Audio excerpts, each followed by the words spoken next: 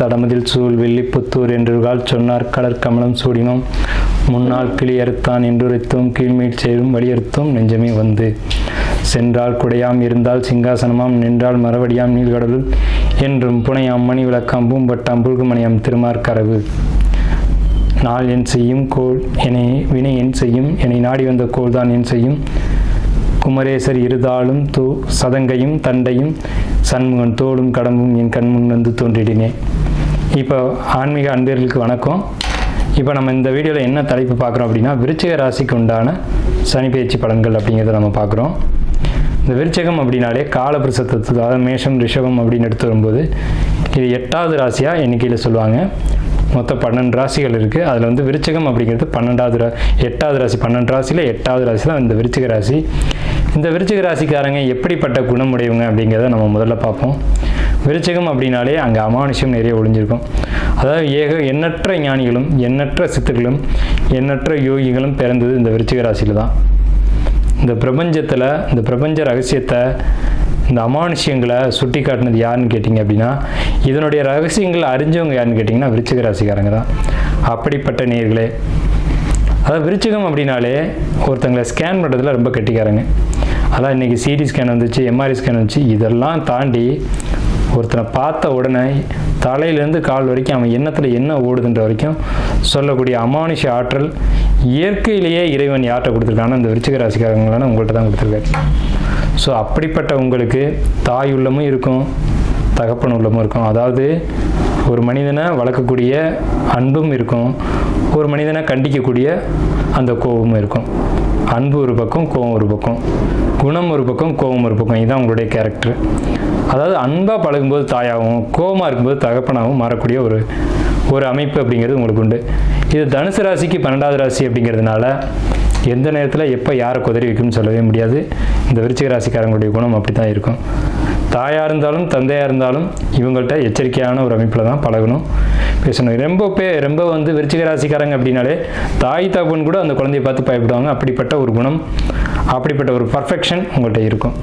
So இப்படி ஒரு சிறப்பான ஒரு ராசி தான். நம்ம ரொம்ப ஏற்றமாக சொல்கிறோம் அப்படின்ற மாதிரி தெரியும், ஆனால் உண்மை அதுதான். ஸோ இருக்கிற அமைப்புகளை சொல்லி தான் ஆகணுன்றதுனால தான் நம்ம இவ்வளோ தூரம் விரிவாக இந்த விருச்சிக ராசியினுடைய குணங்களை, அதாவது உங்களுடைய குணங்களை நம்ம எக்ஸ்பிளைன் பண்ணிகிட்டு இருக்கோம். இது ஒருவேளை உங்களுக்கு அதிகபட்சமாக தெரிஞ்சுது அப்படின்னா அது அடியனுடைய குறை அல்ல, இது இயற்கையினுடைய தன்மை. இதுதான். இப்போ உங்கள் ராசிக்கான கிரக அமைப்புகள் எப்படி இருக்குது அப்படிங்கிறத நம்ம பார்ப்போம். இது விருச்சிக ராசிக்கு மட்டுமல்ல, விருச்சிக லக்னத்துக்கும் இந்த பலன்கள் பொருந்தும். இந்த விருச்சிக ராசிக்கு சனி பெயர்ச்சியானது மார்ச் 29 இரவு 9:44 நடைபெறுது. இரவு 9:44 மார்ச் 29 சரியான தமிழ் குரோதி வருஷம் பங்குனி மாதம் 15 இரவு மணி 9:44 இந்த பயிற்சி, சனி பயிற்சியானது நடைபெற இருக்குது. இந்த டைமில் இப்படி ஒரு பேச்சு நடக்கும்போது சிவ வழிபாடு பண்ணக்கூடியவங்க உங்கள் வீட்டுக்கு அருகில் இருக்கக்கூடிய சிவன் கோயிலில் இருக்கக்கூடிய நவகிரகங்களை வழிபாடு செய்யுங்க. அதே சமயம் வைஷ்ணவர்கள் பெருமாளை கும்பிடக்கூடியவங்க, அந்த மார்க்கத்தை பின்பற்றக்கூடியவங்க என்ன செய்யுங்க அப்படின்னா, உங்கள் வீட்டுக்கு அருகில் இருக்கக்கூடிய பெருமாள் கோயிலுக்கு போயிட்டு அங்கே கண்டிப்பாக ஆஞ்சநேயரை வச்சுருப்பாங்க. ஹனுமன் வந்து உக்ர கடவுள். ஹனுமன் தான் சனி பகவானே விடுவிச்சார் அப்படின்ற ஒரு வரலாறுலாம் இருக்குது. அந்த மாதிரியான ஒரு சனி பகவானுடைய வழிபாடு இந்த நேரத்தில் நீங்கள் எடுத்துக்கிட்டீங்க. அந்த சனி பகவான் பெயர்ச்சி ஆகிற நேரத்துக்கு நீங்கள் வந்து அந்த ஆஞ்சநேயத்தையும் கருடன்ட்டையும் போய் உங்கள் கோரிக்கை வைக்கும்போது அது நிறைவேறும் அப்படின்னு சாஸ்திரம் சொல்லியிருக்கு. அது ஏகப்பட்ட விஷயங்கள் வந்து நிறைவேறியும் இருக்குது, நம்மளுடைய அனுபவத்தில் நம்ம பார்க்குறோம். உங்களுக்கான கிரக நிலைகள் அப்படிங்கிறது, உங்கள் ராசிக்கு 4ஆம் இடத்துல இது வரைக்கும் இருந்த சனி பகவான் பெயர்ந்து 5ஆம் இடத்துக்கு போகிறாங்க. அதே நேரத்தில் 5ஆம் இடத்துல இருந்த ராகு பகவான் பெயர்ந்து 4ஆம் இடத்துக்கு ஆன்டி கிளாக் வைஸ் வராங்க. உங்கள் ராசிக்கு 8ல் குரு, 7ல் இப்போ தற்சமயம் இருக்காங்க. இந்த குரு பகவான் வந்து 7ஆம் வீட்டை விட்டு பெயர்ச்சியாகி மே 18 அன்னைக்கு 8ஆம் இடத்துக்கு போகிறாங்க. அதே வருட கிரகங்கள்னு சொல்லக்கூடியது 4 கிரகங்கள், குரு, ராகு, கேது, சனி. ஸோ இந்த கிரக பயிற்சிகளை வச்சுட்டு தான் நம்ம ராசி பலன் அப்படிங்கிற ஒரு கான்செப்டை பார்க்குறோம். இப்போ அதில் இறுதியாக நம்ம வர பிளான்ட் வந்து கேது பகவான். இவர் உங்கள் ராசிக்கு வந்து 11ஆம் இடம் அப்படின்னு சொல்லக்கூடிய லாபஸ்தானத்திலிருந்து லாபத்தை சுருக்கி கொண்டிருந்த கேது பகவான் பயிற்சியாகி 10ஆம் இடம்ன்ற சொல்லக்கூடிய கர்ம ஜீவனஸ்தானத்துக்கு பயிற்சியாகி வர்றாங்க. ஸோ உங்கள் ராசிக்கு 10ல் கேது, உங்கள் ராசிக்கு 8ல் குரு, உங்கள் ராசிக்கு 4ல் ராகு, உங்கள் ராசிக்கு 5ல் சனி. இது என்ன செய்யும், இது என்ன மாதிரியான பலன்களை கொடுக்கும் அப்படின்னு கேட்டிங்கன்னா, குடும்பத்தில் கணவன் மனைவி உறவுல சிக்கலை கொடுக்கும். நண்பர்கள் உறவினர்கள் கூட கொஞ்சம் கருத்து வேறுபாடுகளை ஏற்படுத்தும். நான் பெரியவன்ற எண்ணம் எப்போதுமே விருச்சிக ராசிக்காரங்கள்ட்ட உண்டு. எனக்கு தான் தெரியுன்ற தலைக்கணம் உண்டு. அதே மாதிரி அது உன்னையும் கூட எல்லாமும் தெரியும், தெரிஞ்சாலும் சில இடங்களில் தெரியாது போல் காட்டிக்கிட்டு கேட்டுக்கணும். அந்த எண்ணம் உங்களுக்கு வரும். பணிவு எங்கே வரணுமோ அங்கே வரும். ஆனால் இந்த காலகட்டத்தில் பணிவு வராமல் சிக்கலை ஏற்படுத்தும். அந்த ஒரு உறவு அப்படிங்கிற இடத்துல கணவன் மனைவி அப்படிங்கிற இடத்துல சிக்கலை கொடுக்கும். மனைவி பெரியவளா கணவன் பெரியவனா அப்படின்றது முக்கியமல்ல, குடும்பம் நல்லபடியாக நடக்குதான்றது முக்கியம். ஒரு சில நேரங்களில் மனைவிகிட்ட கணவன் விட்டு கொடுத்து போகலாம், தப்பில்லை. சில நேரங்களில் மனைவியும் கணவன்கிட்ட விட்டு கொடுத்து போகலாம், தவறில்லை. யாருமே நான் ஆண் தான் பெருசு பெண் தான் பெருசு அப்படிங்கிறது குடும்பத்தில் கிடையாது. ஆனால் விருச்சிக ராசிக்கு இந்த நேரத்தில் ஆணாக இருந்தாலும் பெண்ணாக இருந்தாலும் நான் பெருசு அப்படின்னு சொல்லக்கூடிய எண்ணங்கள் வரும். அது சிறப்பு அல்ல. கணவனோ மனைவியோ நம்ம குடும்பம், நம்ம கணவன், நம்ம வாழ்க்கை துணை அப்படிங்கிற எண்ணத்தை உருவாக்கிக்கோங்க. அப்படி நீங்கள் உருவாக்க மறுத்தால் சனி பகவான் அதை உருவாக்கி கொடுத்துருவார். சனி பகவான் பயிற்சியாகி 5ஆம் இடம்ன்ற மனது அப்படிங்கிற இடத்துக்கு 5ன்ற ஆள் மனதுக்கு மீன ராசிக்கு வரக்கூடிய சனி பகவான் உங்கள் எண்ணத்தில் ஒரு தூய்மையை கொடுப்பார். எண்ணத்தில் தூய்மை இல்லை என்றால் எண்ணத்தில் தூய்மை கொடுப்பார். அப்படி எண்ணம் தூய்மையாக இருந்தால் இன்னும் உங்கள் வாழ்க்கையில் வளர்ச்சிகளை அவர் ஏகப்பட்ட வளர்ச்சிகளை கொடுத்துட்டு போவார். உங்களுக்கு குடும்பஸ்தானம் சொல்லக்கூடிய 2ஆம் இடத்துக்கு சனி பகவானுடைய தொடர்பு அப்படிங்கிறது வருது. உங்கள் ராசிக்கு லாபஸ்தானம் அப்படிங்கிற 11ஆம் இடத்துக்கு சனி பகவானுடைய தொடர்பு அப்படிங்கிறது வருது. அதே சமயத்தில் 8ஆம் இடத்தில் குரு அப்படிங்கிறது ஜோதிடர் எல்லாருமே பழைய ஜோதிடர்கள் எல்லாமே என்ன சொல்லுவாங்க அப்படின்னா, 8இல் குரு இன்மையோர் 8இல் வாலி பட்டம் இழந்து போகும்படி ஆனதும் அப்படின்ற ஒரு பாடல் வழக்கமாக சொல்லிக்கிட்டே இருப்பாங்க. இது கடந்த ஒரு 30 வருடங்களாக இந்த கூத்து நடந்துக்கிட்டு தான் இருக்குது. ஒரே பாடலை வச்சு பலன் சொல்லிக்கிட்டே இருக்குது அப்படிங்கிறது ஒரு சிறப்பான விஷயமானு கேட்டிங்கன்னா, என்னுடைய கருத்தில் அது சரியான விஷயமா இருக்காது. உங்களுடைய சுய ஜாதகம் அப்படிங்கிறது ரொம்ப முக்கியம். கோச்சார பலன்கள் அப்படிங்கிறது 20% தான் பேசும். ஆனால் கோச்சார பலத்துக்குன்னு ஒரு வலிமை உண்டு. ஒரு சம்பவத்தை நிகழ்த்துறது கோச்சார கிரகம் தான். அப்போ ராசி பலன் சொல்கிறது ரொம்ப முக்கியம்தான். ராசி பலன்லையும் கருத்து இருக்குது, சுய ஜாதகத்துலேயும் கருத்து இருக்குது. அதனால் என்னுடைய ஒரு கோரிக்கை என்ன அப்படின்னு கேட்டிங்கன்னா, இந்த வீடியோ ஸ்கிப் பண்ணாமல் பாருங்கள், முழுமையாக பாருங்கள். இந்த சேனலை சப்ஸ்கிரைப் பண்ணுங்கள். நம்ம அடுத்தடுத்த ஆன்மீக வீடியோக்கள் நிறைய வரும், அதையும் ஃபாலோ பண்ணுங்கள். இதில் இந்த வீடியோ முழுமையாக கேட்டிங்க அப்படின்னா தான் நம்ம என்ன சொல்ல வர்றோம் அப்படிங்கிறது புரியும். இப்போ இந்த சூழ்நிலையில் இப்போ 7ஆம் இடத்துக்கு சனியுடைய தொடர்பு, அதனால் கணவன் மனைவி கருத்து வேறுபாடுகள் அப்படிங்கிறதெல்லாம் இருக்குது. அதே மாதிரி தொழில் சார்ந்த விஷயங்களில் கொஞ்சம் இடையூறுகளை கொடுக்கும் அப்படின்ற ஒரு அமைப்பு இருக்குது. இப்போ இந்த மாதிரி 8ஆம் இடத்துல குரு வரும்போது அசுப பலனை தான் செய்யுமானா கண்டிப்பாக செய்யாது. ஏன்னு கேட்டிங்கன்னா 8ஆம் இடத்துல குரு 2ஆம் இடத்தை தான் பார்க்கும். தான் பார்த்த இடங்களை குரு வலிமைப்படுத்துவார் அப்படிங்கிற ஜோதிட சாஸ்திர விதி இருக்குது. அப்போ 2ஆம் இடம் 4ஆம் இடம் லக்னத்தில் உங்கள் ராசிக்கு 12ஆம் இடம் 12, 2, 4 இந்த 3 இடங்களையும் ஏக காலத்தில் குரு பகவான் பார்க்குறதுன்றது விசேஷமான விஷயம். 12ஆம் இடத்துல என்ன சார் விசேஷம் இருக்குது அப்படின்னு கேட்டிங்கன்னா, நீண்ட கால முதலீடுகள் போட்டு தொழில் தொடங்கக்கூடிய வாய்ப்புகளை உங்களுக்கு இந்த காலகட்டத்தில் 2025 2027க்குள்ளே உங்களுக்கு சனி பகவான் ஏற்படுத்தி கொடுப்பார். அதுக்கு குரு பகவான் சப்போர்ட் பண்ணுவார். என்ன மாதிரியான தொழில் சார் நான் தொடங்குவேன் அப்படின்னு கேட்டிங்க அப்படின்னா, உங்களுக்கு என்ன தொழில் தெரியும், பணம் பொருளாதாரம் முதலீடுகள் போட்டு சின்ன பெட்டி கடையாக இருந்தாலும் சரி, பெரிய மாலாக இருந்தாலும் சரி, ஏதோ ஒன்று உங்கள் சக்திக்கு ஏற்ற வகையில் உருவாக்கி கொடுப்பார். ஆனால் கடன் ஏற்படுவது உறுதி. விருச்சிக ராசிக்கு கடன் வரும், கடன் வாங்கணும். கடன் வாங்கினால் வளர்ச்சி உண்டு, இல்லைன்னா இடமாற்றத்தை கொடுப்பார். ஒன்று இடமாற்றமா அல்லது தொழிலா அப்படிங்கிறத நீங்கள் முடிவு பண்ணிக்கணும். சுப விரயங்களுக்கான காலகட்டங்கள் காத்துட்ருக்கு. குடும்பத்தில் சுப விரயங்கள் நிச்சயம் ஏற்படும். அந்த சுப விரயத்தை இந்த வகையில் ஏதேனும் 2 வகையில் ஒரு வகையில் நீங்கள் ஏற்படுத்தி தான் ஆகணும். பேங்க்லேருந்து கடன் எதிர்பார்த்துட்ருக்கீங்க, அந்த பேங்க்லேருந்து அந்த கடன் வருது. நிச்சயமாக நீங்கள் கடன் வாங்காமல் தப்பிக்க முடியாது. வாங்கக்கூடிய கடன் உங்கள் வாழ்க்கையை உயர்த்தும். அதனால் நீங்கள் வாங்கிக்கணுன்றது நம்மளுடைய தாழ்மையான வேண்டுகோள். 4ஆம் இடத்து ராகு என்ன சார் செய்யும் அப்படின்னு கேட்டிங்க அப்படின்னா, 4ஆம் இடம் அப்படிங்கிறது வண்டி வாகனம் போக்குவரத்து அப்படிங்கிறது 4ஆம் இடம் தான். ஒரு பயணம் அப்படிங்கிறதே 4ஆம் இடம் தான். ஏன்னா 12ஆம் இடத்துக்கு அது 4ஆம் இடமாக வரும். ஸோ ஒரு பயணத்தை பற்றி சொல்லக்கூடிய இடம் அப்படிங்கிறது 4ஆம் இடம். இது கொஞ்சம் வித்தியாசமான பார்வையை கூட உங்களுக்கு தெரியலாம். 4ஆம் இடம் பயணம் அப்படின்னு எடுத்துக்கிட்டிங்கன்னா, பயணம் தேவையற்ற பயணங்கள், தேவையற்ற பயணத்தினால அந்த அலைச்சல்கள்னால உடல் தொந்தரவுகள், வயிறு, நெஞ்சு இந்த இடங்களில் தொந்தரவுகளை கொடுக்க வாய்ப்புண்டு. விருச்சிக ராசிக்காரங்க ஒரு 40 வயதுக்கு மேற்பட்டு இருக்கீங்க அப்படின்னா இருதயத்தில் கவனம் செலுத்துங்க.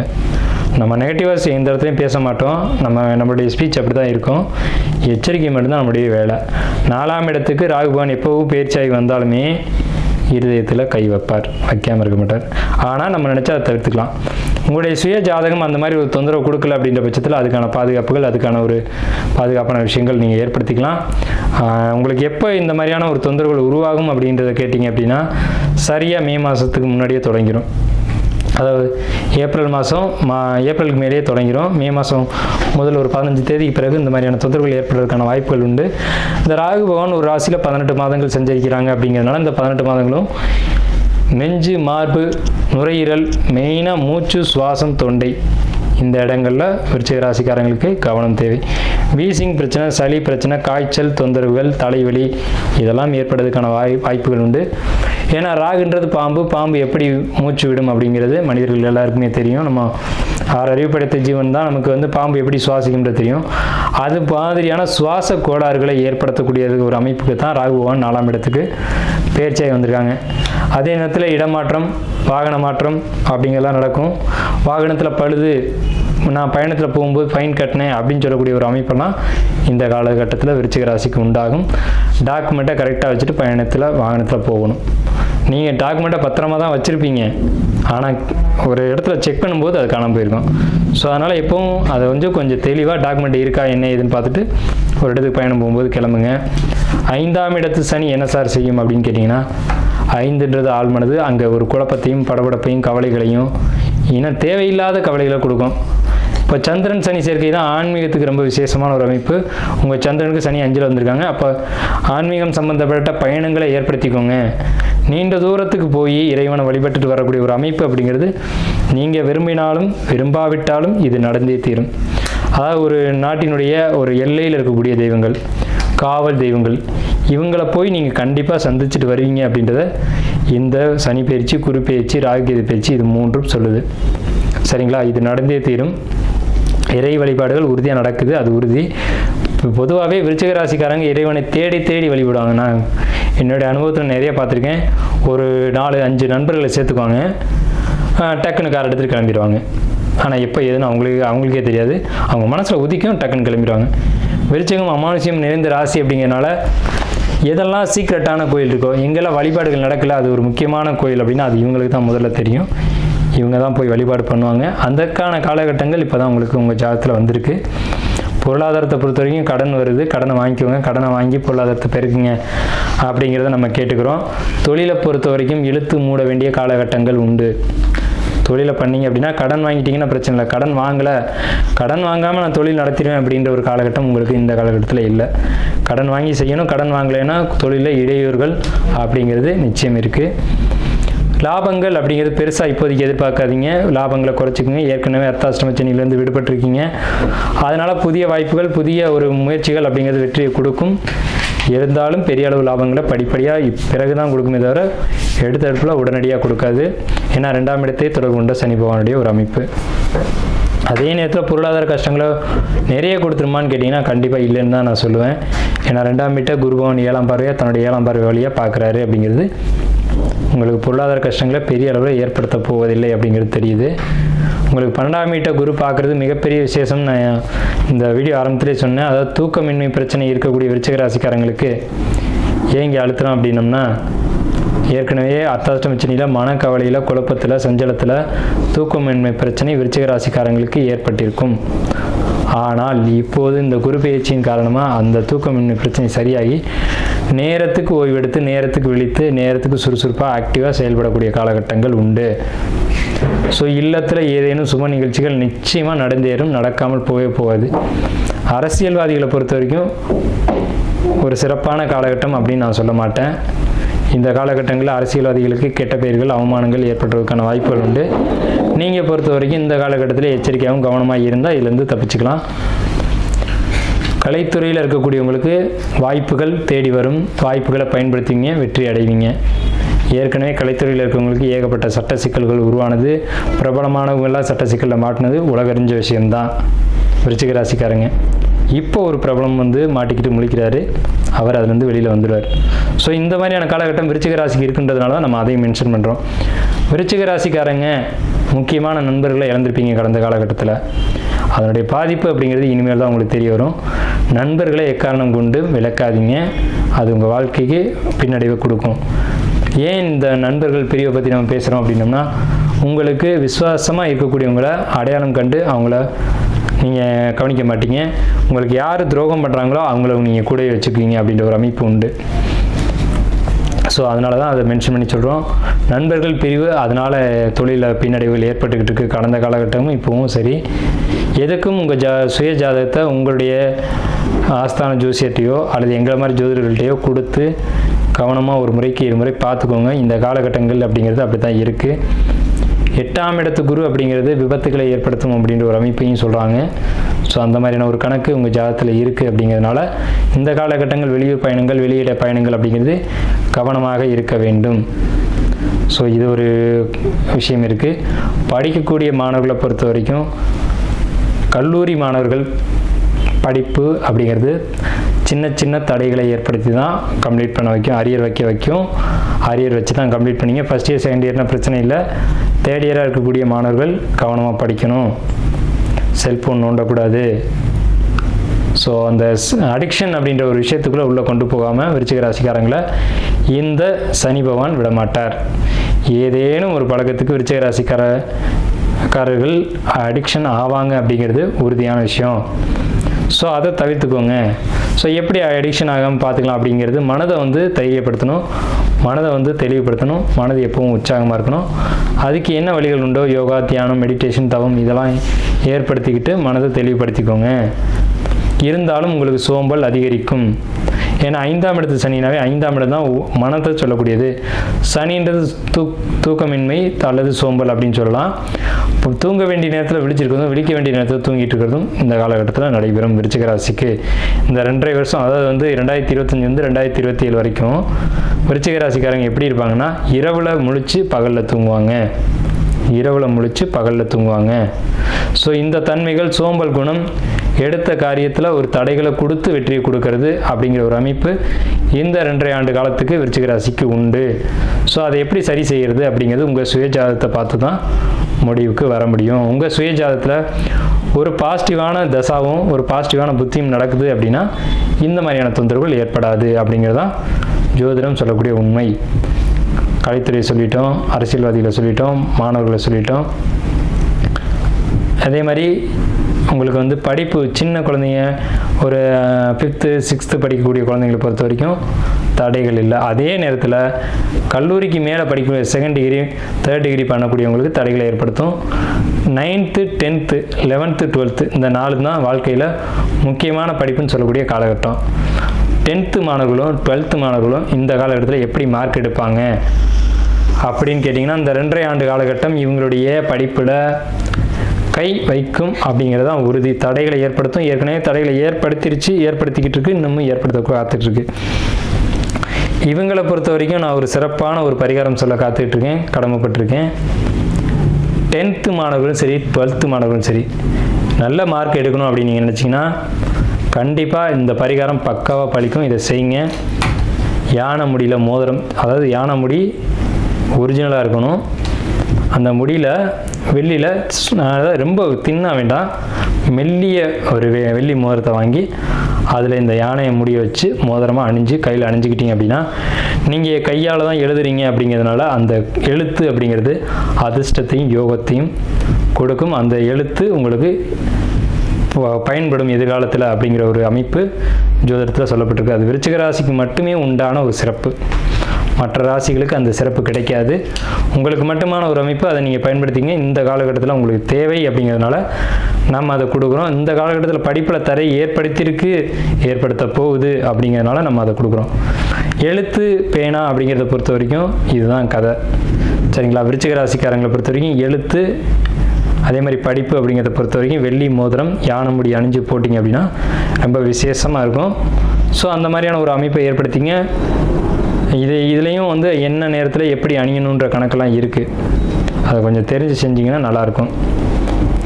விருச்சிக ராசிக்காரங்க குடும்பத்தை பொறுத்த வரைக்கும் குடும்பத்தில் சங்கடமான நிகழ்வுகள் நடக்கலாம்.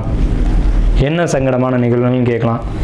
குடும்பத்தில் ஒருத்தர் வெளியேறது, அதை பிடிக்காமல் மனசு வருத்தப்பட்டு குடும்பத்தை விட்டு பிரிஞ்சு போகிறது, அது லவ் மேரேஜ் மாதிரியான காரியங்கள், அக்செப்ட் பண்ண முடியாத ஒரு விஷயத்தில் வெளியேறது, இல்லை வயசானவங்க இருந்தால் வீட்டை விட்டு வெளியேறது, இந்த மாதிரியான மனம் வருத்தப்படக்கூடிய சில விஷயங்கள் குடும்பத்தில் நடக்கும்.